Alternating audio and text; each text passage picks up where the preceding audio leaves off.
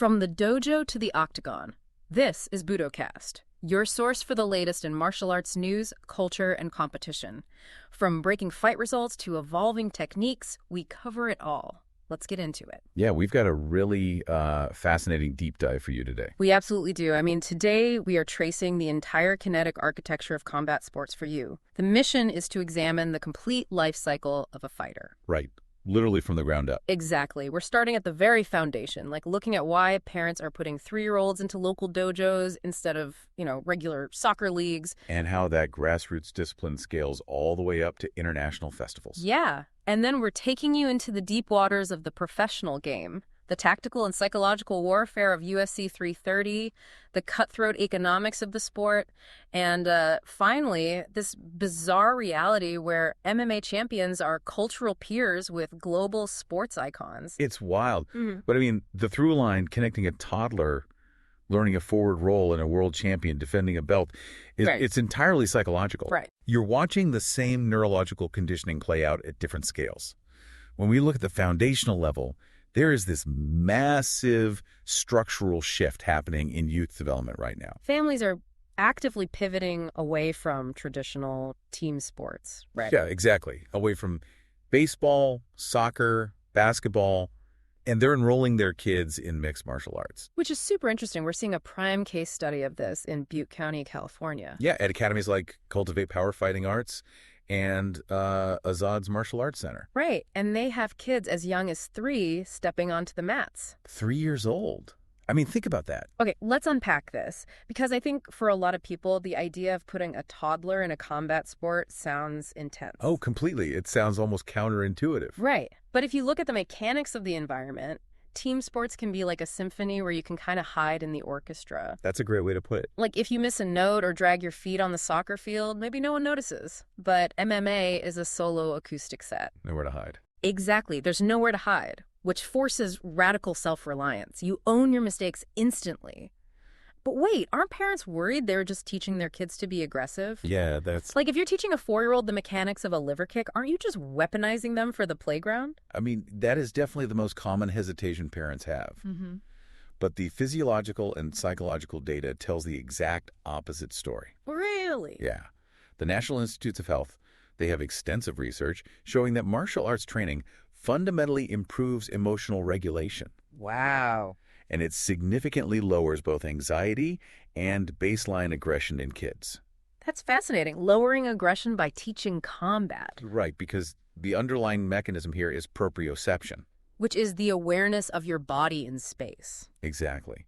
When a child learns how to properly frame against a training partner or, how to control their breathing while trapped under someone's mount, they're learning how to manually regulate their nervous system. Ah, I see. Aggression in children usually stems from frustration, fear, or just a lack of physical control. Makes sense. So by placing them in a highly structured, controlled environment where respect is non-negotiable, you are essentially stripping the anger out of the physical contact. You are effectively giving them the neurological tools to handle spikes in cortisol. Precisely. Head instructor at Cultivate Power, Daryl Thompson, framed it perfectly. He said confidence comes from genuinely knowing what you are physically capable of. Yeah, that's spot on. When a child knows they can defend themselves, the biological imperative to lash out and prove dominance just kind of vanishes. Right. And Grandmaster Farshad Azad in Chico, he also pointed out how this individualized biofeedback loop is vital for kids. Especially kids who get overwhelmed by team sports, right? Yeah, the complex, chaotic social hierarchies of team sports can be a lot. And the urgency for this kind of intervention is totally backed by the numbers. You're talking about the CDC stats? Yeah, the CDC just released data showing only 1 in 4 children are getting the recommended daily physical activity. Just 1 in 4. That's rough. We're looking at a generation facing unprecedented physical stagnation and rising mental health deficits. And MMA addresses both simultaneously. It masks intense cardiovascular conditioning as play and problem solving. Exactly. And that physical problem solving you learn on a mat in California, it's a universal language. which becomes incredibly apparent when you look at how traditional martial arts are operating on the global stage right now. Oh, for sure. The discipline forged in those local communities is scaling up to massive international platforms.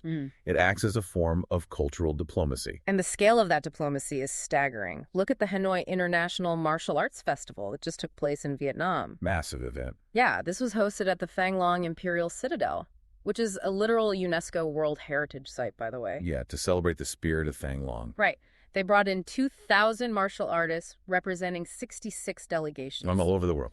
Yeah. With 6 countries represented in the international squads, you have practitioners of Vovinam, Karate, Pencak Silat, Taekwondo, Wushu, and modern MMA. All in one place. All sharing the same physical space, executing their specific kinetic philosophies. What's fascinating here is the intentional use of martial heritage to bridge geopolitical divides. Yeah. When Hanoi stages an event of this magnitude against the backdrop of a millennium-old citadel, they're demonstrating how physical discipline transcends spoken language. Because they don't even need to speak the same language to train together. Exactly. A Silat practitioner from Indonesia and the Wushu athlete from Germany might not share a verbal vocabulary, but they share an understanding of leverage, timing, and respect for the lineage of their respective arts. It's soft power at its most fundamental level. Absolutely. And that concept of lineage producing global power is happening on a microscale right now in Oxfordshire, England. Oh yeah, the Karate Kids? Yeah, 3 local students from the Oxford Sport and Traditional Martial Arts Academy have been selected to represent England at the Commonwealth Karate Championships in Glasgow. Which is a huge deal. Stepping onto a stage with over 30 competing nations. We're talking about 12-year-old Jessica Seidel, 13-year-old Mani Humphreys, and 17-year-old Samir Hasib. Right, Samir's a phenom. Yeah, he's a former cadet world #1 and currently ranked 8th in the junior ranks globally for the plus 76 kilogram category. It's incredible. It's wild to think about teenagers carrying a nation's hopes. How does a local village hall club in Wolvercote produce a literal world #1 like Samir? Well, if we connect this to the bigger picture, it exposes a major fallacy in modern sports training. Which is what? The idea that world-class results require million-dollar high-tech facilities. Ah, right. In traditional martial arts, the variables that actually dictate success are the purity of the instruction and the density of the mentorship. Not the fancy gear. Exactly. A village hall dojo forces a hyper-focused environment. There are fewer distractions. The instructor's eyes are constantly on your mechanics, providing immediate microscopic corrections to your stance or your hip rotation. So it's just pure repetition and focus. Yeah, that relentless, localized pressure cooker builds the exact same radical self-reliance we discussed with the toddlers. The feedback loop is instantaneous, and there is nowhere to hide in a room that small. Right. It proves that greatness is geographically agnostic if the work ethic is there. Traditional arts are built on this foundation of humility, of honoring the heritage and putting the art before the ego. For sure. But when you transition from the traditional arts to the modern professional fight game, especially the absolute pinnacle of the sport, the incentive structure flips entirely. Oh, completely upside down. The modern game thrives on spectacle, agitation, and pushing your opponent to the psychological breaking point. Before we dive deeper, shout out to our sponsors. First up, Elite Sports, leaders in premium fightwear for BJJ and MMA. Whether you're rolling or striking, they've got gear built to move with you. Check them out at elitesports.com. And if you're a school owner looking to optimize your dojo's performance, you need to check out Lotus by Open Black Belt. It's the ultimate management software for tracking ranks, attendance, and billing. They are currently offering a free trial to our listeners. Streamline your business so you can spend more time on the mats. Visit openblackbelt.com to start your trial today. You can find links for both in the show notes. And if you have a story, news tip, or question, send it to us at budocast.com. So we move from the humility of the village hall to the absolute powder keg of UFC 330 in Philadelphia. Talk about a shift in tone. Seriously, we have the welterweight title on the line, the champion, Islam Makhachev, defending against Ian Machado Garry. The build-up for this has been wild. The promotional build-up has been chaotic, largely because Ian Garry has actively decided to weaponize the fan base's hatred of him. Yeah, Garry has engineered one of the most polarizing fight weeks in recent memory. By announcing a formal partnership with PETA. Right. And centering his entire media narrative around his vegan diet. Which is bold in this sport. Very. He's attributing his physical durability to going plant-based 5 years ago. He claims it completely cured his chronic soft tissue injuries. Wow, just from the diet. Yeah, he specifically credits this reduction in systemic inflammation for his ability to take short-notice, high-stakes fights against lethal finishers like Carlos Prates and Shavkat Rakhmonov and walk away with his hand raised. Okay, here's where it gets really interesting. Yeah. Announcing a PETA partnership in the macho, meat-heavy world of MMA is like bringing a kale salad to a Texas barbecue. That's entirely accurate. You are intentionally insulting the host. The fan base absolutely melted down online. They are calling him the ultimate UFC villain, and you have legions of fans literally begging Islam Makhachev to, quote-unquote, save them. They want Garry gone. Badly. Is Garry intentionally leaning into this heel role for psychological warfare, or is he just tone deaf to the audience? Well, this raises an important question about the modern mechanics of fight promotion and athlete leverage. How so? From a physiological standpoint, there's valid sports science backing his claims. Yeah. Reducing animal proteins can lower C-reactive protein levels in the blood, which accelerates joint recovery and reduces inflammation. We have seen elite athletes across various sports utilize this. Exactly. But tactically, in the realm of promotion, Garry is executing a masterclass in agitation. He knows exactly what he's doing. He has identified exactly what the traditional conservative MMA demographic values, and he is methodically presenting the antithesis of it. Right. Whether he views the diet purely as a biological tool or a promotional weapon is irrelevant because the outcome is identical. He has forced the entire MMA world to emotionally invest in seeing him get knocked out. And that emotional investment translates it directly to pay-per-view buys and contract leverage. Pure math. He is hacking the algorithm of human outrage. He even tried to push Makhachev's buttons at the face-off, claiming the champion looked nervous and clearly didn't want to be there. Which is funny. Right. Anyone who watches Makhachev knows that reading his stoic, blank expression as nervous is laughable. Yeah, Islam doesn't do nervous. Makhachev completely dismissed the attempt, stating he is entirely relaxed because he isn't draining his body with massive weight cuts now that he is up at 170 pounds. That's a scary thought, a fully hydrated Islam. Very. He promised to humble Garry quickly. And the tactical breakdown of how these two styles clash is fascinating. Jorge Masvidal laid out a brilliant prediction this week. Oh, what did he say? Masvidal thinks Garry will be highly competitive early on by utilizing his bladed stance, sticking the jab, and using his lateral footwork to stay off the fence. That track. But ultimately, Masvidal predicts Islam will drag him into deep waters, take his back, and choke him out. Masvidal is targeting the exact biomechanical tension of this matchup. Garry fights tall. He relies on supreme distance management. Right. By keeping a bladed stance and bouncing on the outside, he can snipe with his straight punches and pivot away before a takedown entry materializes. But Makhachev isn't just going to shoot from the outside. Exactly. Makhachev does not shoot open mat, explosive double legs that you can easily pivot away from. Makhachev uses cage-cutting footwork to corral his opponents. He corners you. Once he backs you against the fence, he initiates chain wrestling. He will lock his hands, drag your hips down, and force you to carry his body weight. Which exhausts you. Yeah. The lactic acid buildup in Garry's legs from trying to stand back up against a world-class Dagestani grappler will severely compromise that lateral footwork Masvidal mentioned. So it all comes down to endurance. The fight hinges entirely on whether Garry's footwork can outlast Makhachev's cage cutting over 25 minutes. It is a classic striker versus grappler paradigm, but elevated by absolute elite execution on both sides. 100%. And while Garry and Makhachev are securing massive paydays and fighting for undisputed gold, their reality is miles away from the brutal underlying economics that govern the rest of the sport. It's a completely different world for most fighters. We saw two major roster developments this week that perfectly illustrate how ruthless the business of MMA truly is. Over at Bare Knuckle Fighting Championship, BKFC, they announced a mutual parting of ways with James Get Down Brown. Yeah, that caught a lot of people off guard. This is a guy who is ranked number 4 in the featherweight division.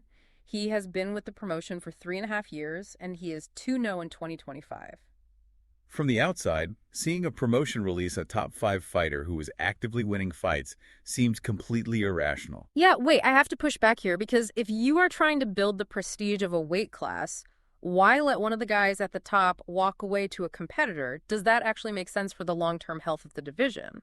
It does when you factor in the concept of opportunity cost. Okay, explain that. A fighter like James Brown, as a top ranks veteran, commands a specific purse. He stated publicly, "There's no bad blood." He simply wants a higher frequency of fights and a clear, immediate path to a title shot. Which BKFC couldn't guarantee. Right, because BKFC is trying to build a broad, marketable roster. They have fixed budgets and a strictly finite number of event slots per year. Ah, inventory management. Exactly. If they give Brown the 3 fights a year he needs to maximize his income and momentum, they're utilizing finite budget and card slots that could be used to test 4 or 5 new prospects. I see. Sometimes a veteran's required timeline for activity simply outpaces a promotion's logistical capacity. BKFC releasing him is actually the most ethical business decision they could make. Because it frees him up. Yeah, it frees him from being shelved and allows him to take his market value to a promotion that has the open calendar dates to accommodate him. So it's not a reflection of his skill deteriorating, it's purely a clash of logistical timelines. Purely business. The veteran needs reps to pay the bills, and the promotion needs those slots to build the next generation. Right. And speaking of that next generation, we saw the exact opposite end of this economic spectrum play out on Dana White's Contender series. Oh, yeah. Week 1 was crazy. Season 10, Week 1 just wrapped, and they handed out 4 UFC contracts to regional prospects who are risking literally everything for an entry-level deal. The Contender series strips away the careful career management we see with veterans like Brown. Definitely. These rookies are placed in an environment where simply winning is not enough. No, you have to be spectacular. You have to win in a way that proves undeniable marketability to the promotion's executives sitting cage side. The technical risks these fighters take to secure a finish are astronomical. Because the financial penalty for a boring decision win is leaving without a contract. Exactly. Well, Anthony Wynn understood that assignment perfectly. Oh, he definitely did. He secured his contract with a terrifying 34-second TKO over Matt Adams. It was brutal. Wynn didn't just win. He walked Adams down, suffocated his ability to circle out, and overwhelmed him with cage pressure. Textbook execution. And then you have the flyweight, Bilal Hassan. He intercepts Murjul Saikia, secures a 45-second TKO, and then gets up and literally moonwalks across the canvas. I mean, he literally moonwalked. You can't teach that kind of marketing. Delivering a sub-minute finish and then hitting a flawless moonwalk in front of the UFC brass is how you hack the system. It really is. You aren't just showing you can fight, you are showing you understand the entertainment business. Hassan's post-fight celebration is a calculated audition for the promotional machine. Whether a fighter is grinding through the Contender series on an entry-level contract or headlining a pay-per-view like Ian Garry, the ultimate trajectory they are all aiming for is transcending the cage entirely. Reaching that global celebrity status. The goal is to reach that rare stratosphere where a fighter stops being viewed just as an athlete and becomes an embedded fixture in global pop culture. So what does this all mean for the evolution of the sport? Because we got a glaring reminder of what that pop culture stratosphere looks like this week. Oh, the Ronaldo wedding. Yeah. Cristiano Ronaldo, arguably the most famous athlete on the planet, announced he married his long-term partner, Georgina Rodriguez. Right. And instantly, Conor McGregor goes viral just by dropping a casual 6-word comment on Ronaldo's post. He just wrote, "Congrats, bro. Welcome to the club." Referencing his own marriage to Dee Devlin last December. Exactly. And there were even wild rumors circulating that McGregor and Khabib Nurmagomedov were both secretly invited to the private wedding. Which is insane to picture. The rumors were false, but the fact that millions of people found it entirely plausible that Khabib and McGregor would be hanging out at Ronaldo's wedding is mind-blowing. It really shows how far the sport has come. How did we get to a point where MMA fighters are legitimate social peers with the biggest soccer stars on earth? It marks the total, undeniable mainstream integration of mixed martial arts. I mean, if you rewind 20 or 30 years, cage fighting was viewed as a fringe, taboo spectacle. It was almost illegal in some places. Right. The athletes were marginalized, entirely sequestered from the mainstream corporate sponsors, and blue-chip athletes like Olympic gymnasts or Champions League footballers. Yeah, they were just brawlers to the mainstream. Today, you have a fighter from Dublin casually welcoming a global billionaire icon to the married club. These fighters wield legitimate cross-cultural power now. They really do. They dictate fashion trends, they launch massive beverage companies, and they influence global dietary habits. It is the ultimate full circle journey. We started this deep dive talking about 3-year-olds learning forward rolls in a small dojo in Butte County. And we end up in the billionaire boys club with Ronaldo. It's quite a trajectory. This is the exact same kinetic discipline, the exact same foundation of self-reliance and emotional regulation, just magnified by $1 billion and a global audience. It really forces us to confront a fascinating paradox about the nature of combat sports. What do you mean? Well, if traditional martial arts, like we saw in Hanoi and with the kids in Oxfordshire, focus on humbling the ego, and modern MMA like Ian Garry's heel turn often rewards amplifying it, which approach ultimately creates a more enduring legacy for a martial artist. That's it for this episode of Budocast. Thanks for joining us as we break down the latest in martial arts. We'll be back soon with more news, stories, and insights. Until then, train hard, stay humble.